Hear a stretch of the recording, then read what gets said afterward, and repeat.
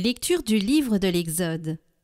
En ces jours-là, dans le désert, toute la communauté des fils d'Israël récriminait contre Moïse et son frère Aaron. Les fils d'Israël leur dirent : « Ah, il aurait mieux valu mourir de la main du Seigneur au pays d'Égypte, quand nous étions assis près des marmites de viande, quand nous mangions du pain à satiété. Vous nous avez fait sortir de ce désert pour faire mourir de faim tout ce peuple assemblé. » Le Seigneur dit à Moïse : « Voici que du ciel, je vais faire pleuvoir du pain pour vous. Le peuple sortira pour recueillir chaque jour sa ration quotidienne, et ainsi je vais le mettre à l'épreuve. Je verrai s'il marchera ou non selon ma loi. J'ai entendu les récriminations des fils d'Israël. Tu leur diras : au coucher du soleil, vous mangerez de la viande, et le lendemain matin, vous aurez du pain à satiété. Alors vous saurez que moi, le Seigneur, je suis votre Dieu. » Le soir même surgit un vol de cailles qui recouvrirent tout le camp. Et le lendemain matin, il y avait une couche de rosée autour du camp. Lorsque la couche de rosée s'évapora, il y avait à la surface du désert une fine croûte, quelque chose de fin comme du givre sur le sol. Quand ils virent cela, les fils d'Israël se dirent l'un à l'autre : « Manhu » ce qui veut dire « qu'est-ce que c'est ?» car ils ne savaient pas ce que c'était. Moïse leur dit : « C'est le pain que le Seigneur vous donne à manger. »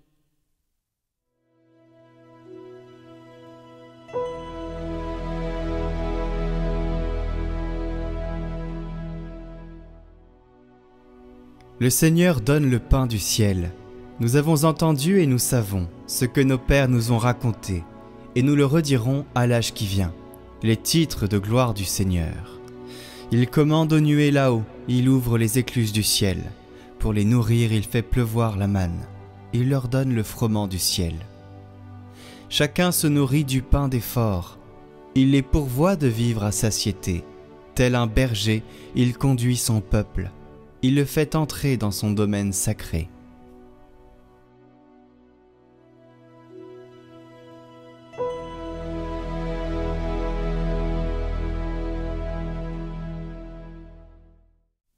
Lecture de la lettre de saint Paul apôtre aux Éphésiens.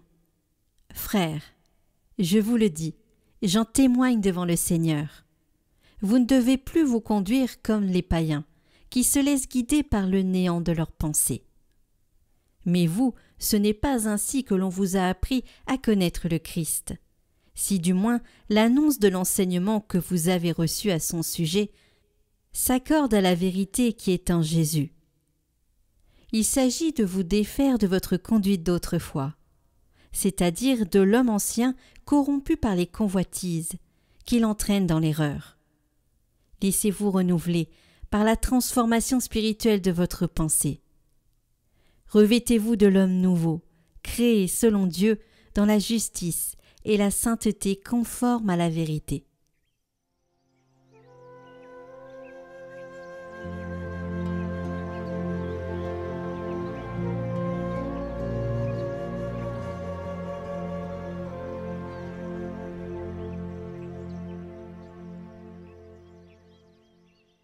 Évangile de Jésus-Christ selon saint Jean. En ce temps-là, quand la foule vit que Jésus n'était pas là, ni ses disciples, les gens montèrent dans les barques et se dirigèrent vers Capharnaüm, à la recherche de Jésus. L'ayant trouvé sur l'autre rive, ils lui dirent : « Rabbi, quand es-tu arrivé ici ?» Jésus leur répondit : « Amen, amen, je vous le dis, vous me cherchez, non parce que vous avez vu des signes, mais parce que vous avez mangé de ces pains, et que vous avez été rassasiés. Travaillez non pas pour la nourriture qui se perd, mais pour la nourriture qui demeure, jusque dans la vie éternelle, celle que vous donnera le Fils de l'homme, lui que Dieu, le Père, a marqué de son sceau. » Ils lui dirent alors : « Que devons-nous faire pour travailler aux œuvres de Dieu ?» Jésus leur répondit : « L'œuvre de Dieu, c'est que vous croyez en celui qui l'a envoyé. » Ils lui dirent alors : « Quel signe vas-tu accomplir pour que nous puissions le voir et te croire ? Quelle œuvre vas-tu faire ? Au désert, nos pères ont mangé la manne. Comme dit l'Écriture, il leur a donné à manger le pain venu du ciel. » Jésus leur répondit, « Amen, amen, je vous le dis. Ce n'est pas Moïse qui vous a donné le pain venu du ciel, c'est mon Père qui vous donne le vrai pain venu du ciel.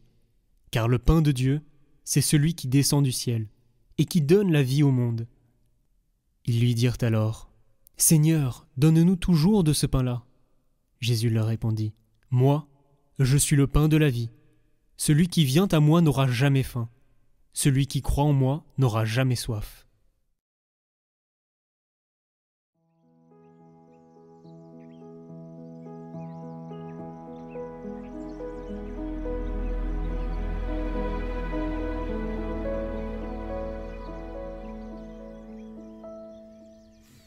Chers amis de Catoglade, en ce dimanche 4 août, nous commençons la grande catéchèse de Jésus sur le discours sur le pain de vie, au chapitre 6 de Saint Jean, et qui est mise, cette catéchèse, en lien avec le livre de l'Exode dans la première lecture.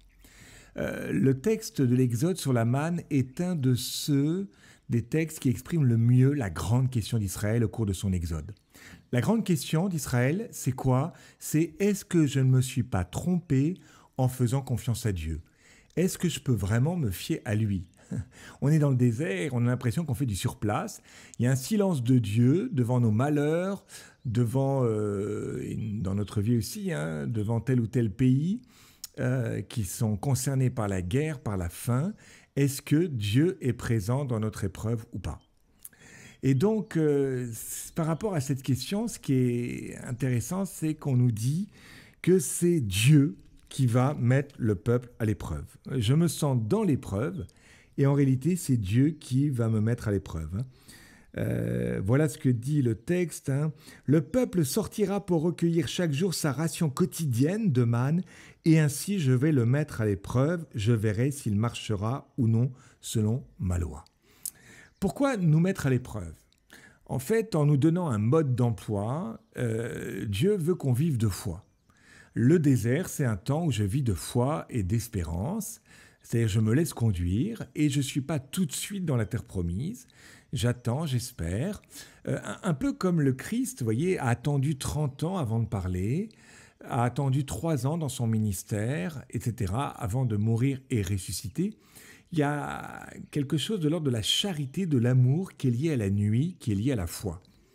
C'est important dans notre vie, vous voyez, de repérer toutes nos insatisfactions qui sont peut-être des occasions pour aimer. Nous n'avons pas tout dans l'immédiat.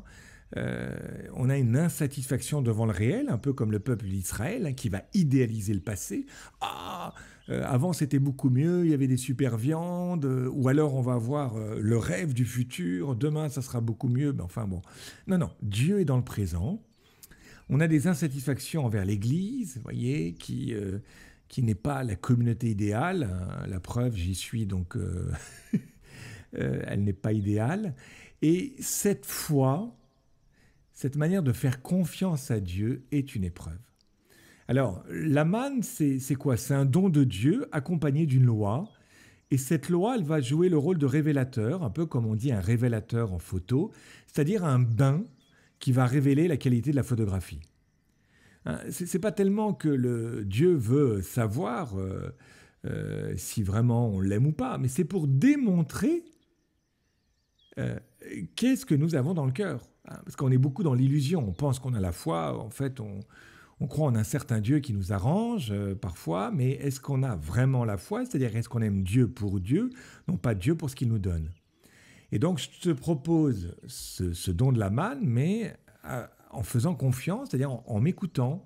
Pendant 6 jours, vous en recueillerez, mais le 7e jour, le sabbat, il n'y en aura pas. Le 7e jour, cependant, des gens sortirent pour en recueillir, mais ils n'en trouvèrent pas. Le Seigneur dit à Moïse, « Jusqu'à quand refuserez-vous d'écouter mes commandements et mes lois ?» Donc, je vous donne la manne, mais apparemment, vous n'arrivez pas à me faire confiance. C'est un petit peu comme, vous voyez, dans un camp de concentration, vous imaginez, vous êtes libéré, et c'est comme ça que le peuple a été libéré d'Égypte, et vous dites aux prisonniers, écoutez, n'allez pas tout de suite sur la nourriture, voilà, ce que je vous propose, c'est de prendre une petite portion chaque jour. On va vous donner 50 grammes, et puis après, dans une semaine, 75 grammes, etc. De manière à ce que vous ne mouriez pas. Et on sait que des gens qui ont pris à outrance, de manière exagérée, la nourriture, sont morts par excès de nourriture parce qu'ils n'ont pas suivi le mode d'emploi. Suivre la loi, suivre le mode d'emploi, faire confiance, voyez, c'est être mis à l'épreuve, bien sûr, mais c'est aussi un acte d'amour. Je te fais confiance. De même que dans le jardin de la jeunesse, tu m'avais donné l'arbre de vie. En associant cet arbre, ce don de ce don de Dieu, hein, ce fruit qui permet d'avoir la vie, tu l'associais d'une loi, qui était de ne pas prendre du fruit de la connaissance du bien et du mal, et bien de même que tu me donnes cette nourriture, mais en l'associant d'une loi. Pourquoi c'est important, et je termine là-dessus, cette foi? Parce qu'on va voir le discours sur le pain de vie après. L'Eucharistie, c'est pas une nourriture automatique. C'est pas parce que je communie que ma vie est transformée. Je prends un exemple. Imaginez quelqu'un a célébré la messe dans une pièce. Ça peut arriver à la campagne. On peut se célébrer dans une maison ou dans une chapelle, mais qui n'est pas très visitée. Et puis quelqu'un arrive et découvre une hostie dans cette maison ou dans ce lieu où la messe a été célébrée. Et la personne pense que cette hostie, eh bien, en fait, c'est une hostie qui n'est pas consacrée. Donc elle va la manger, mais enfin, elle passe à ses affaires ensuite. Est-ce que l'hostie non consacrée en fait, produit quelque chose dans la vie de la personne? Oui, évidemment non. Pourquoi? Je ne dis pas que le Seigneur n'est pas présent, il est vraiment présent dans l'hostie, mais parce que la personne, n'engage pas sa foi, en fait, il n'y a pas grand-chose qui se passe dans son cœur. De même que si je lis la Bible comme un livre d'histoire sans engager un acte de foi, eh bien, je vais passer à côté de la parole de Dieu. Donc ça, c'est important pour nous. Vous voyez, tout ce discours sur le pain de vie, eh bien, il suppose, et c'est comme ça qu'il commence, il se pose un acte de foi. Que devons-nous faire pour travailler aux œuvres de Dieu? Jésus leur répondit, l'œuvre de Dieu, c'est que vous croyez en celui qui l'a envoyé. Et le don de la foi, c'est un don. Et il y en a qui, en voyant le Christ, croient et d'autres qui ne croient pas.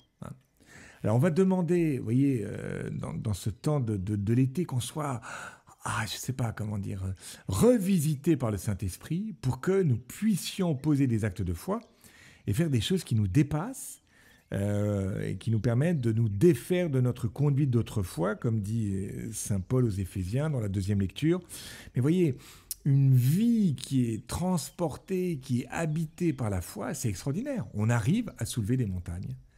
Alors, que le Seigneur nous donne cette foi pour soulever les montagnes qu'on a à soulever. Amen. Chers amis, aujourd'hui nous fêtons la Saint-Jean-Marie Vianney, le curé d'Ars. Donc c'est le 4 août, mais comme c'est un dimanche, eh bien nous ne le mentionnons pas à la messe.